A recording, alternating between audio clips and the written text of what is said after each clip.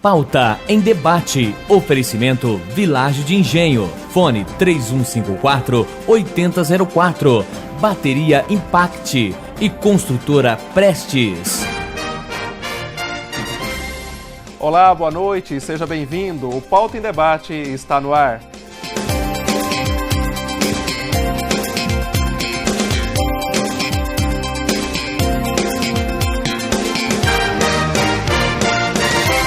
No Pauta em Debate desta noite, eu tenho a alegria, a honra de receber aqui na bancada do nosso programa, Natália Catarino, que é, na verdade, idealizadora aqui em Londrina do Lookup. E ela, na verdade, trata do tema inovação. Natália, boa noite, seja muito bem-vinda ao programa. Boa noite, obrigada. Natália, a inovação é um tema que, na verdade, acompanha a história da humanidade. Inclusive, o filósofo Heráclito, ele afirmava que a única constante que nós temos é a mudança, ou seja, estamos constantemente mudando. E o tema da inovação ganhou uma abrangência muito significativa na sociedade atual. Como que você avalia a inovação hoje? É um elemento indispensável, não só para as instituições, corporações, empresas, mas também para a vida pessoal de todos nós? Sim. A inovação é uma constante porque deixa de ser inovação após um tempo, né? A gente sempre precisa pensar novas formas de fazer as coisas para resolver problemas gerados por inovações anteriores. Então, a gente sempre procurando soluções para problemas nas empresas, por exemplo, que geram novos problemas. Quando a gente pensa de forma sistêmica, uma solução tem um impacto no seu entorno que ela é uma inovação para um sentido, mas ela gera outros problemas que vão requerer novas inovações para ser corrigido. Na verdade, o ser humano é um ser de possibilidades e justamente por estar nessa margem de várias possibilidades, nós precisamos encontrar meios para a resolução de problemas, mas também de preencher essa nossa insatisfação com o mundo, muitas vezes, né? Por isso nós criamos, recriamos, a inovação ela está dentro desse contexto. Exatamente. A gente não precisa acreditar que as coisas precisam ser feitas da mesma forma para sempre. Todas as decisões que já foram tomadas no passado, a forma como são feitos os modelos de negócio de hoje, a forma como os trabalhos são feitos dentro das empresas, não precisa ser uma verdade absoluta e praticada para o resto da eternidade.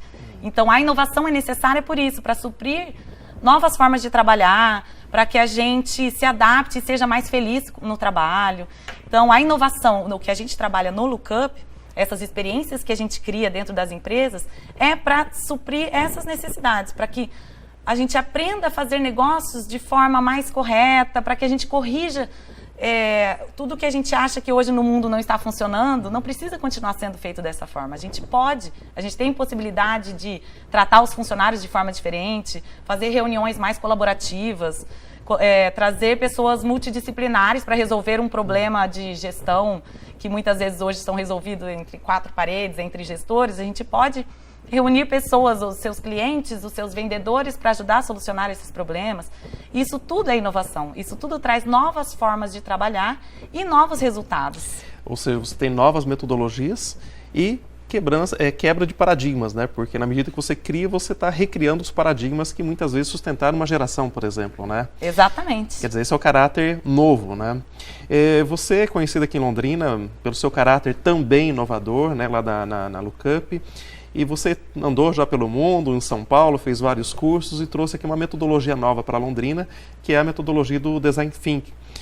Fala um pouco mais sobre isso e fale também, Natália, para quem nos assiste, para quem nos acompanha nesse momento, acerca desse trabalho que você faz aqui em Londrina, mas toda a remodelação que passa hoje, Lookup, sobretudo com os projetos inovadores para o próximo ano. Certo. Bom, o Design Thinking, eu trabalhei durante 6 anos em uma empresa de consultoria e eu me sentia um pouco desgastada de sentar na frente do computador para dar uma solução para o meu cliente. E eu não entendia como que isso podia me ajudar a levar essa solução. Então, eu sempre buscava formas colaborativas. Como que eu posso, quem que pode me ajudar a achar a solução para esse problema? Se você tem um problema de atendimento na sua loja, o seu vendedor e o seu cliente podem te fornecer insights muito mais interessantes do que você lendo livros e trazendo essas respostas para o seu cliente. Na verdade, isso vai um pouco no direcionamento das metodologias que hoje você tem dentro do seu trabalho, que você até colocou. A experiência, o conhecimento e a inovação. Isso. Né? Não adianta você ficar só no aspecto teórico, né? Mas é importante a conexão com a prática, mais ou menos isso. Exatamente. Porque o Design Thinking é experiência, conhecimento e inovação. Na verdade, o Design Thinking é baseado em 3 pilares. Empatia, que é você colocar o ser humano no centro da sua estratégia. Se você está criando uma solução para o seu cliente, você tem que trazê-lo para co-criar com você. Que aí vem o segundo pilar, colaboração. Então, você traça quem é o agente para quem você está projetando uma solução, você traz ele para co-criar com você e você prototipa e experimenta essa ideia o mais rápido e com menores recursos possíveis para já validar sem precisar gastar milhares. Muitas vezes alguém quer produzir um aplicativo. E aí depois que gasta milhões de reais com esse aplicativo e joga no mercado, percebe que não é aquela solução que ele precisava. Então, se você faz uma versão beta ou versões rápidas e já conversa com seus clientes, você já valida aquela ideia e, com menos recursos e já percebe se aquilo vai funcionar, se não vai funcionar, se é realmente essa solução que nós precisamos ou não. Então, o Design Thinking se baseia nesses 3 pilares para levar a cultura da inovação para dentro das empresas. E tem uma questão interessante que você coloca na sua fala, que é o seguinte, é o caráter colaborativo, o aspecto interacional humano, né? Nós tivemos aí ao longo do nosso percurso, sobretudo século XX, você me corrija se eu estiver falando bobagem aqui, mas uma perspectiva de valorização do conhecimento técnico. Mas nós não valorizamos, por exemplo, o conhecimento prático, que é o conhecimento que envolve a interação humana, que envolve os valores. Quer dizer, esse também é um elemento hoje muito importante no processo criativo e também no processo de encaminhamento de soluções dentro das corporações. Sim. Muitas vezes o conhecimento técnico é necessário, a gente precisa estudar, ler livros, Sim. buscar esse conhecimento, assim como eu sempre busco isso fora de Londrina. Inclusive, a ideia de abrir o Lookup foi por uma insatisfação de falar, como que não tem isso em Londrina ainda? Já existe demanda, existem as pessoas aqui que estão buscando conhecimentos novos, inovação, querendo levar isso para dentro das empresas, mas a gente sempre tem que buscar isso fora. Por isso que eu trouxe como um hub de conectar Londrina com o que há de mais novo em conhecimento fora.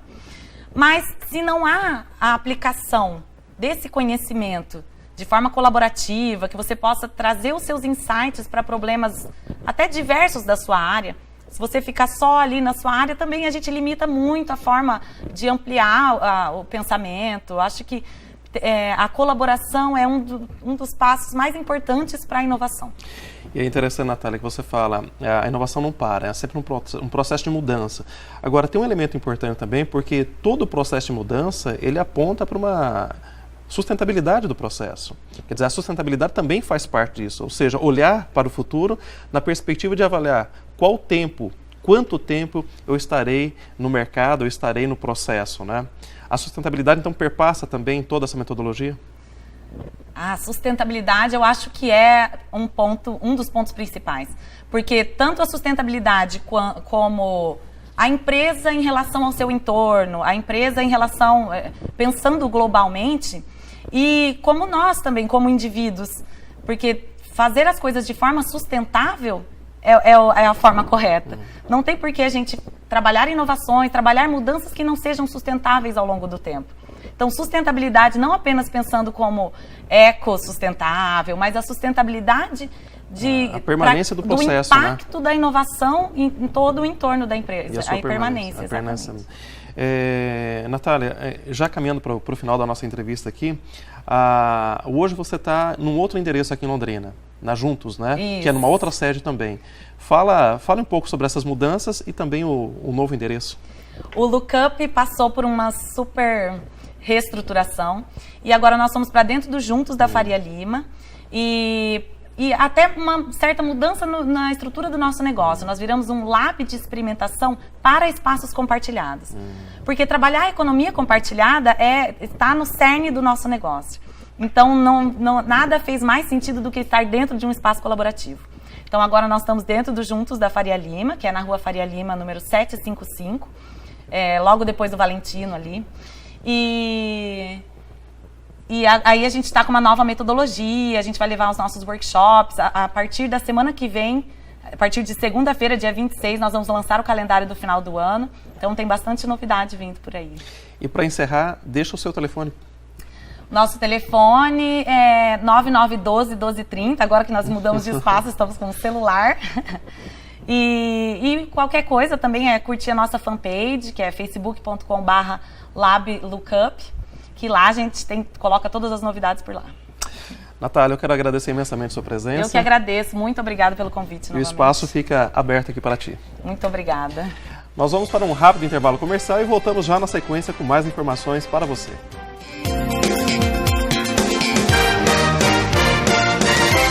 Há mais de 49 anos, a Santa Casa mantém-se fiel à sua filosofia, ser um hospital focado no atendimento humanizado, preocupado com a qualidade da assistência médica e hospitalar. O hospital investe na promoção da saúde com constante qualificação de seus profissionais, bem-estar dos pacientes e excelência dos serviços com tecnologia de ponta. Todos os dias, aproximadamente 70 pessoas são atendidas pela Santa Casa, por um time de 230 colaboradores e 68 leitos, além de uma média mensal de 1.500 atendimentos de emergência. Soma-se ainda mais 660 atendimentos ambulatoriais particular e convênio, mais de 100 cirurgias, 380 internações e 126 nascimentos todos os meses. A Santa Casa atende todas as especialidades com serviços de diagnóstico por imagem e é referência para atendimento na sua microrregião de 4 cidades e distritos em um universo de quase 400 mil pessoas. A Santa Casa pensa no futuro e tem planos de expansão. Nos últimos 3 anos, mudou sua forma de administrar, se tornou mais eficiente, comprometida com a transparência e os resultados. Para que essa realidade se consolide e se expanda, a Santa Casa necessita de apoio de parceiros e investidores que sabem da importância de investir em vidas humanas porque acreditam em nossa missão. A Santa Casa precisa de sua ajuda. Abrace conosco essa causa. Abrace a Santa Casa. Santa Casa de Cambé, desde 1952.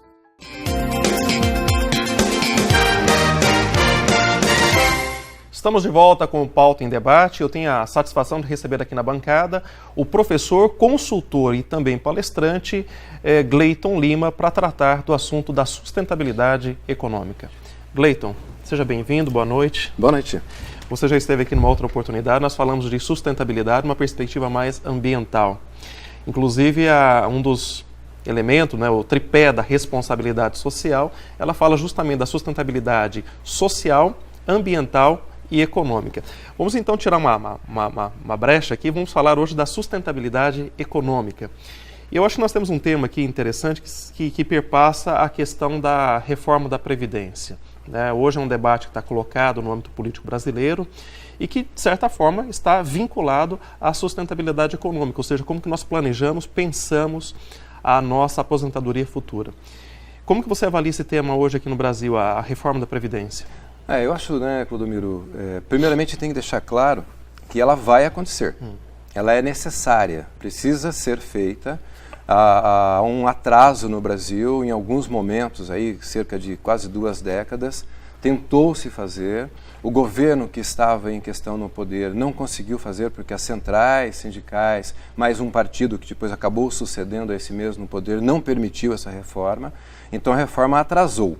Ela vai ocorrer, deve ocorrer.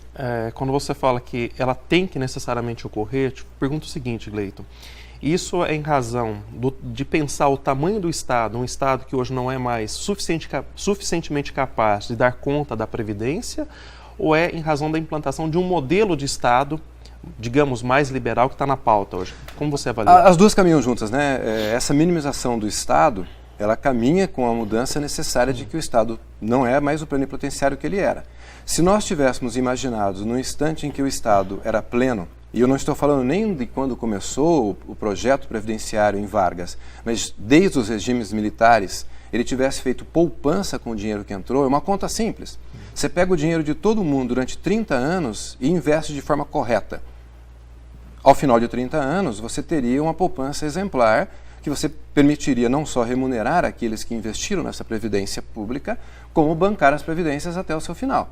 Basta você ver o modelo europeu, o modelo americano, onde as previdências privadas assumiram isso por um tempo de aporte e durante esse aporte investiram de uma forma lógica e hoje elas devolvem aquele que confiou a eles. Então, Erramos lá atrás. Segundo, a mudança do Estado, do modelo de Estado, de gestão do Estado chamado Estado mínimo, também impõe isso.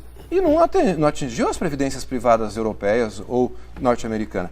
Atingiram o modelo de previdência do Estado, porque o Estado não foi e não tem se mostrado gestor. Ponto. Agora, aqui no Brasil, nós tivemos sempre uma confiabilidade muito maior no Estado do que na iniciativa privada. E hoje a demonstração é que o Estado parece que é insuficiente para responder a essa demanda. Bom, primeiro nós erramos, né, Clodomiro? Você me permite dizer, você como estudante sabe disso, o ato do Estado ser o que imagina ser, ou as pessoas esperarem do Estado como se fosse um messiânico salvacionista, é um fracasso. O nosso Estado patrimonialista. Patrimonialista, bem faoro aí, é bem exatamente isso. Esquece, nós erramos na escolha, nós confiamos demais num gestor de pouca confiança. Eu digo, eu digo já há quase 30 anos dentro das salas de aula, não espere pela sua previdência, faça. E aí o modelo é muito simples. O grande momento da reforma da Previdência é o momento que nós temos que debater essa transferência para o indivíduo, da responsabilidade de cada um de nós na nossa própria gestão. O Estado vai garantir uma poupança mínima, uma previdência mínima para você, que eu não sei qual é. Isso depende de quanto você vai contribuir, da capacidade de gestão do próprio Estado. É uma incógnita. Eu sei que ela será pequena, pouca coisa maior do que o salário mínimo. E que eu espero que, inclusive, o salário mínimo continue a crescer, para que atinja o maior número de incluídos nesse país. Sabedouro de que você vai ter algo próximo ao salário mínimo, você tem que pensar assim, isso dá a minha demanda? Com o nosso envelhecimento, a gente vai chegando a alguma idade, a gente começa a pensar muito mais de que nós temos mais retrovisor do que fronteira. Não, nós devemos ser claros. Claro. Eu, aqui chegando aos 50 anos, vejo isso muito claramente. E aí você tem que começar a pensar o que é que eu estou fazendo. Eu vou conseguir pagar a minha fisioterapia? Eu vou conseguir pagar os meus remédios? Como é que eu vou custear isso? Então é a transferência, eu não preciso esperar mais pelo Estado. Lembrando que a questão previdenciária passa por outras nuances que tem a questão de saúde, que o Estado também não está provendo de forma adequada. Então, como é que eu vou pagar um plano de previdência que, contraditoriamente, ele vai ficar mais caro na proporção em que eu envelheço? E eu vou receber menos da Previdência ou do Estado à medida em que eu envelheço. Na verdade, você toca num ponto aí crucial, Porque, primeiro, é uma transferência do Estado para o privado, para nós, indivíduos, e, por outro lado, você toca num outro problema também, me parece caro no Brasil, é que nós não temos a cultura da poupança, que é mais ou menos o seguinte, pensar no longo prazo. Médio, longo prazo. Médio, longo prazo. Eu sempre usei uma expressão, eu uso em sala, às vezes recebo, a pessoa fala assim, nossa, de onde você tirou essa ideia? O mínimo que nós deveríamos poupar 10% de renda, mês a mês. Eu uso uma lógica muito simples. Se eu poupar 10% todos os meses, e abre um parênteses, eu não estou falando que você vai sobrar para poupar. Você vai tirar como se fosse uma dívida, um compromisso seu. Eu ganho X, não importa se 1, 10 ou 100. 10% disso eu retiro antes e deposito em algum lugar, preferencialmente num investimento. 10% ao final de um ano, eu tenho um salário inteiro mais 20% fora os rendimentos. Somado ao 13º salário, que é uma coisa que a gente pode discutir de várias formas, eu tenho 2 salários, ponto 20, fora a rentabilidade. Juro, quando você experimentar isso a primeira vez, convertido no que for, se moeda internacional, ou se numa aplicação financeira, ou até mesmo na poupança vulgar, você nunca mais terá o mesmo impacto sobre a sua vida. E vou complementar. Existe uma escala de estudo que diz, desculpe se eu vou ofender alguém, vamos lá, até mesmo talvez você. Aos 30 anos, você deveria ter em sua poupança 1 ano de suas despesas. Então, qual é a sua despesa anual? Para você ter a sua despesa anual, e isso parte da lógica de poupança, eu tenho que ter as anotações diárias mensais. Então, minha despesa anual é X. Simples. Aos 30, eu preciso ter exatamente isso inteiro em poupança. Numa escala progressiva 4-12, ou seja, aos 42, eu preciso ter 5 despesas anuais poupadas investidas. Continuando a escala, 42, 54. 5, 9. Então, aos 54 anos, 9 despesas anuais poupadas. De novo, 12, 4. Então, 54, 66, que é quando você tende a pensar em aposentadoria, eu teria que ter 13 despesas anuais poupadas. Não interessa quanto é. Se a sua despesa são 100 mil, vezes 13. Se são 50 mil, vezes 13. Essa é a tua expectativa aos 66. Isso é só para te dar um complemento da previdência pública, do sonho público. Se por outro lado, como eu, você não pretende ter uma poupança vinda do Estado, se ela vier é lucro, você deve multiplicar por 13 o seu rendimento anual e não a sua despesa, partindo da ideia de que o seu rendimento anual é no mínimo 10% superior às suas despesas.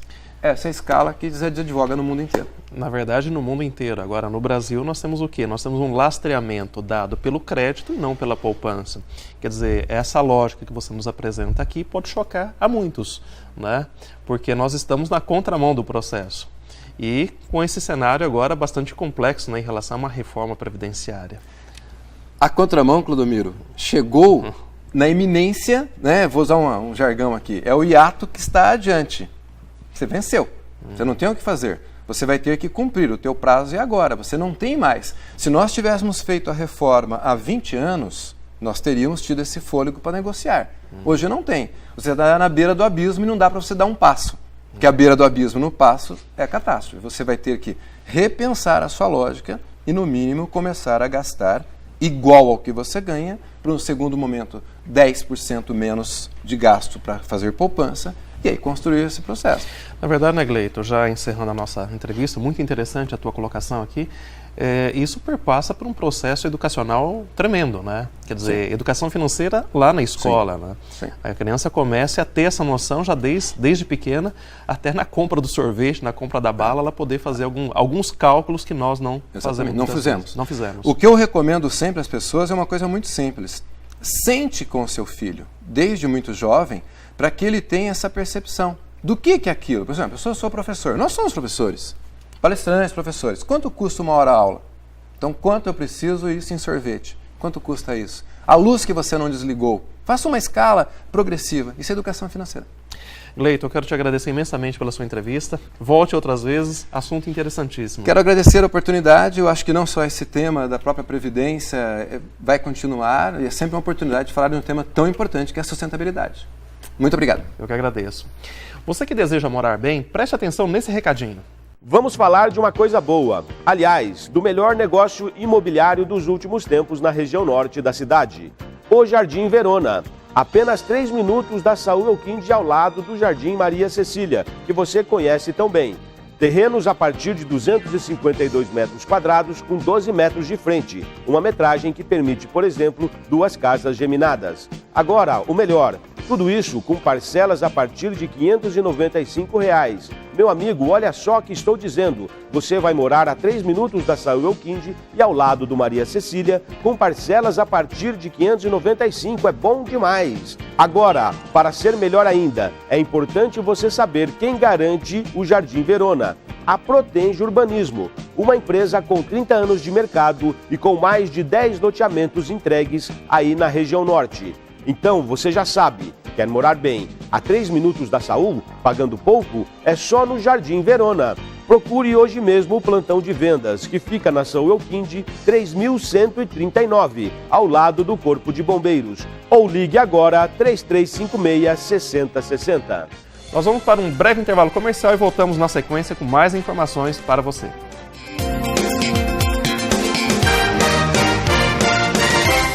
Você vive sem tempo para academia, mas sonha com um corpo durinho, bonito e mais saudável? A Physical Shop tem a solução. Você precisa do Body Slimmer. Ligue agora e garanta o seu. Com 15 minutos por dia, você enrijece os músculos, perde gorduras, previne doenças e ganha qualidade de vida. Comece agora mesmo. Ligue 0800 400 5457. A ciência já provou a eficácia das plataformas vibratórias, mas como o Body Slimmer não há nada igual. Você guarda e leva para onde quer e evolui mais associando exercícios aos elásticos. Não perca mais tempo. Ligue agora. 0800 400 5457. Tonifique seus músculos, melhore sua flexibilidade e circulação sanguínea. Previna celulite, varizes e dores na coluna. Equilibre seu sistema hormonal e viva melhor. Tudo isso sem sair de casa. Fique bem com o seu corpo o ano inteiro. Peça o seu Body Slimmer agora mesmo pelo www.physicalshop.com.br ou ligue 0800 400 5457. 0800 400 5457. Body Slimmer, mais um produto Physical. Saúde, beleza e bem-estar.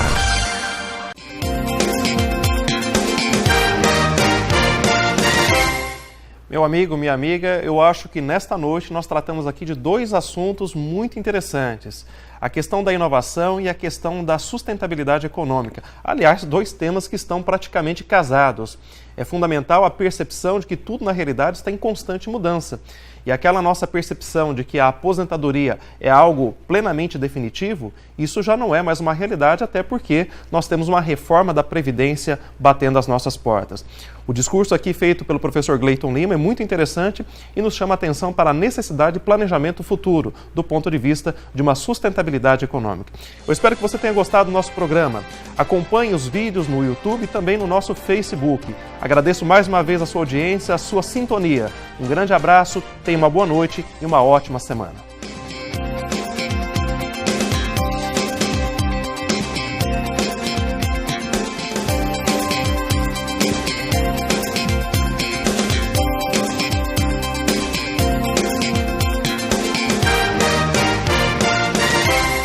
Pauta em debate. Oferecimento Vilagem de Engenho. Fone 3154-8004.